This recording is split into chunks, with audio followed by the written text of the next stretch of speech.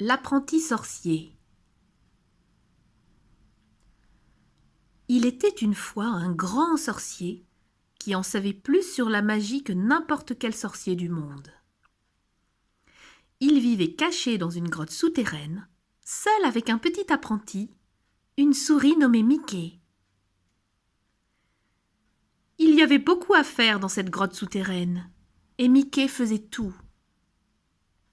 Il préparait les repas, balayait le plancher, faisait les lits, les commissions, allait chercher de l'eau au puits et couper le bois pour le sorcier. Il lui semblait qu'avec toute la magie contenue dans le chapeau pointu du sorcier, il aurait pu trouver des moyens plus commodes pour faire son ménage.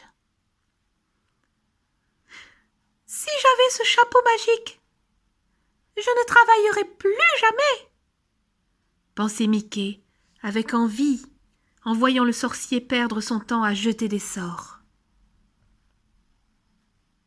Mickey, à ce moment-là, était occupé à remplir la grande cuve au milieu de la grotte avec des seaux d'eau qu'il tirait du puits.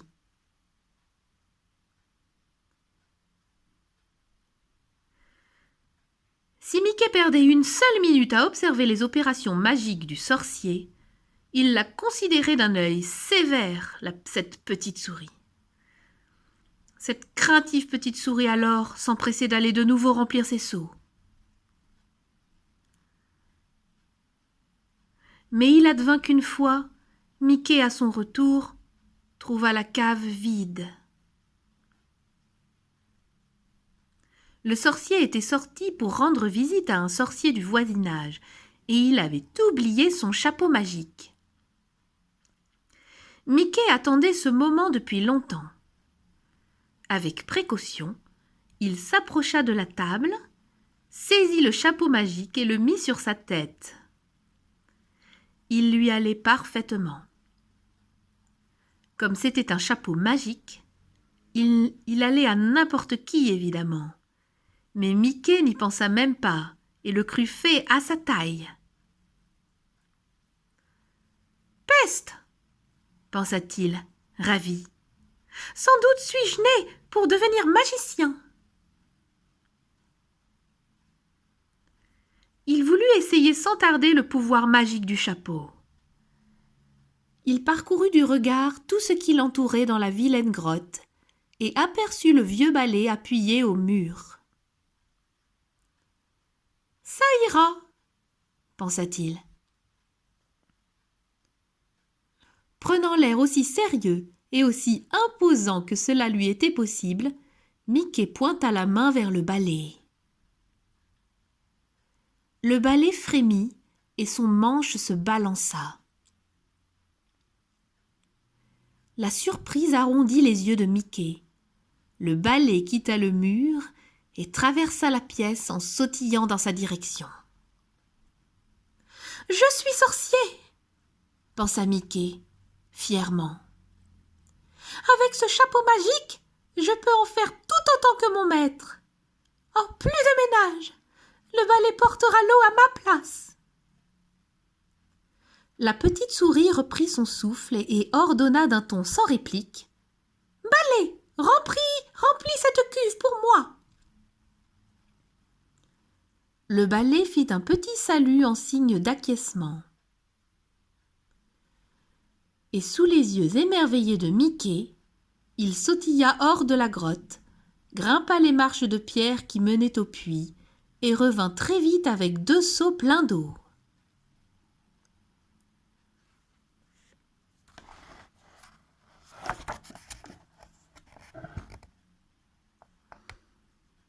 Il en versa le contenu dans la cuve et repartit les remplir de nouveau. C'était merveilleux.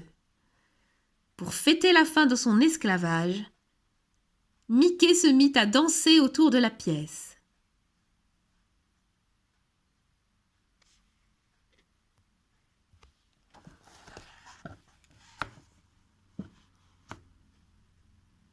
Puis, il s'installa dans le fauteuil du sorcier et rêva à toutes les merveilles qu'il pourrait réaliser grâce au pouvoir magique qui lui permettait désormais d'organiser agréablement son existence. Il sourit de satisfaction chaque fois qu'il entendait le balai faire son travail pour lui. Puis sa tête se pencha sur le côté et Mickey s'endormit.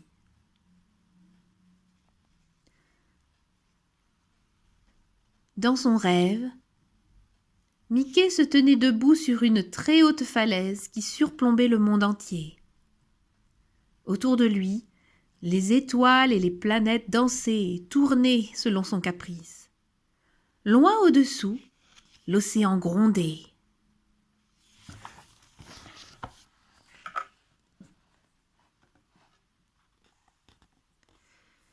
Mais il lui suffisait de faire un petit signe magique et aussitôt les vagues venaient lui faire une révérence.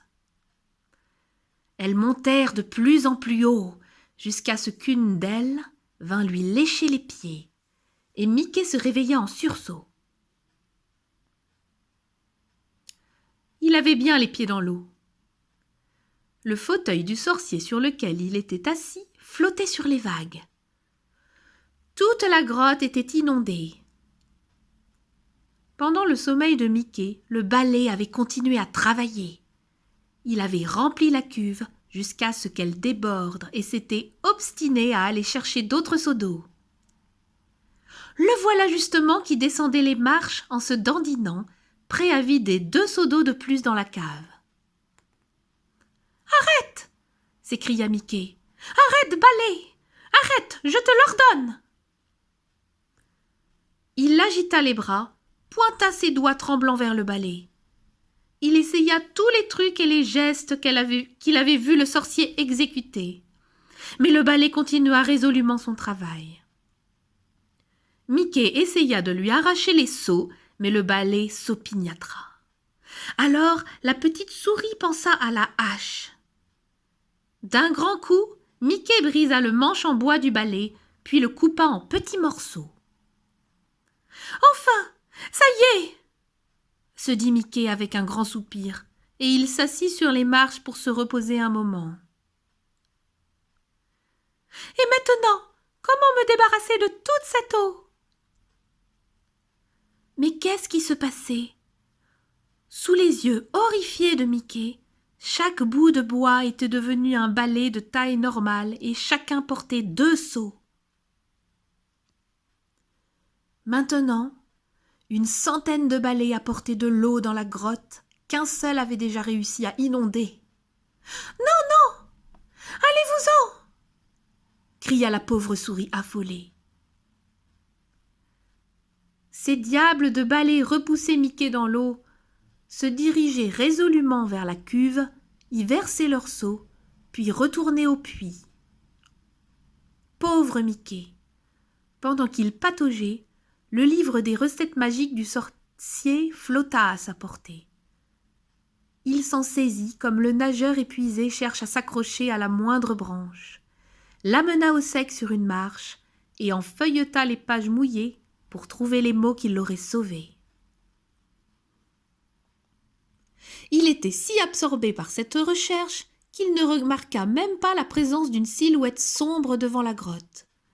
Le sorcier était revenu. Un coup d'œil suffit au magicien pour se rendre compte de ce qui s'était passé. Il leva les bras en signe de commandement et les eaux disparurent. Mickey ne pouvait en croire ses yeux, mais c'était vrai. Le sol de la grotte était sec et le balai appuyé contre le mur. La cuve attendait au centre de la pièce avec les seaux vides auprès de lui.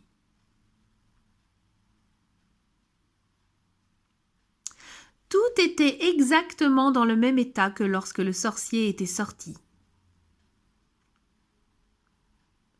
À un seul détail près, le chapeau magique était toujours sur la tête de Mickey. Avec un sourire penaud, Mickey rendit le chapeau au sorcier. Puis, sans dire un mot, Il ramassa les seaux et grimpa les marches pour aller au puits. En revenant vers la grotte, un instant plus tard, avec un seau plein dans chaque main, Mickey se dit « Oh moi, je sais comment m'arrêter quand c'est fini. »